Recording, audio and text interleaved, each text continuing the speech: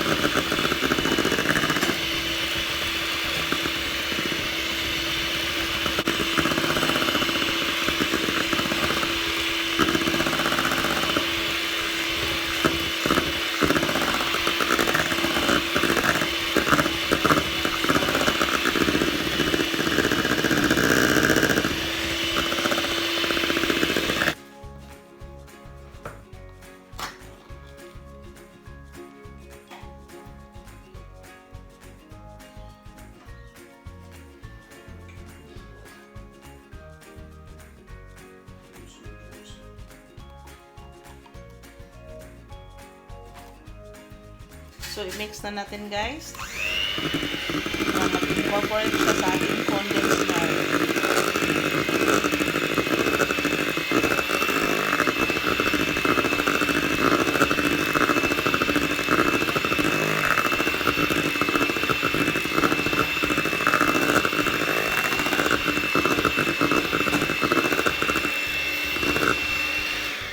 So, now it's about time to add our cocoa powder, our 1/2 cup of cocoa powder.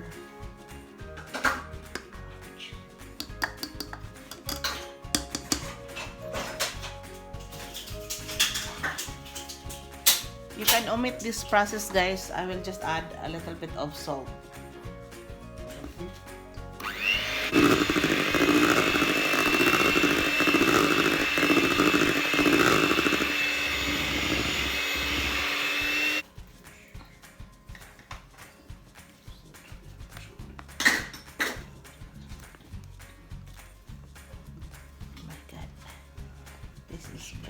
Look at the mixture. So it is now ready for our molding pan.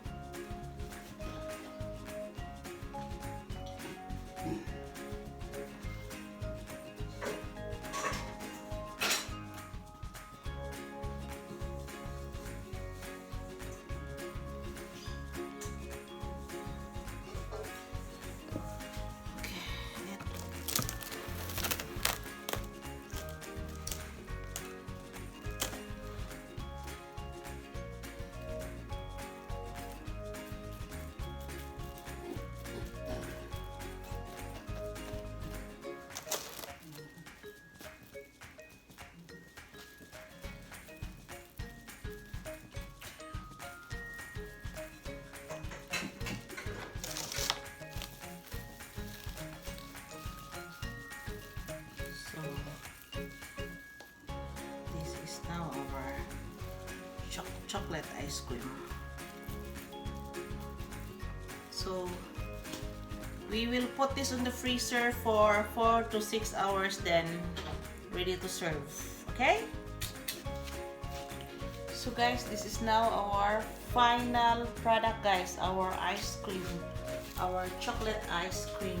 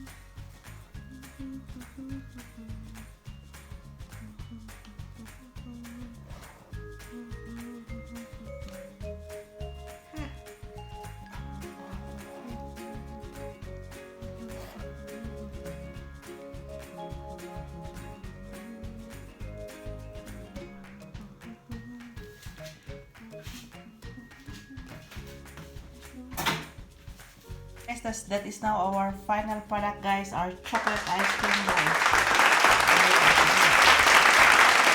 Thank you for watching and enjoy this home.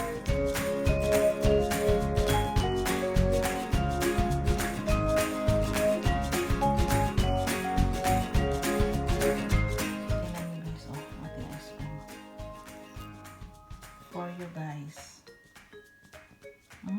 Sarap.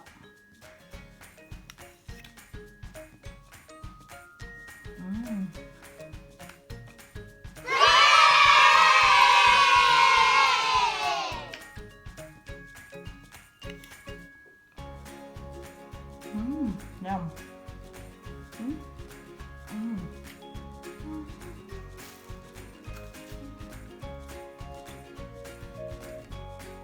Wow.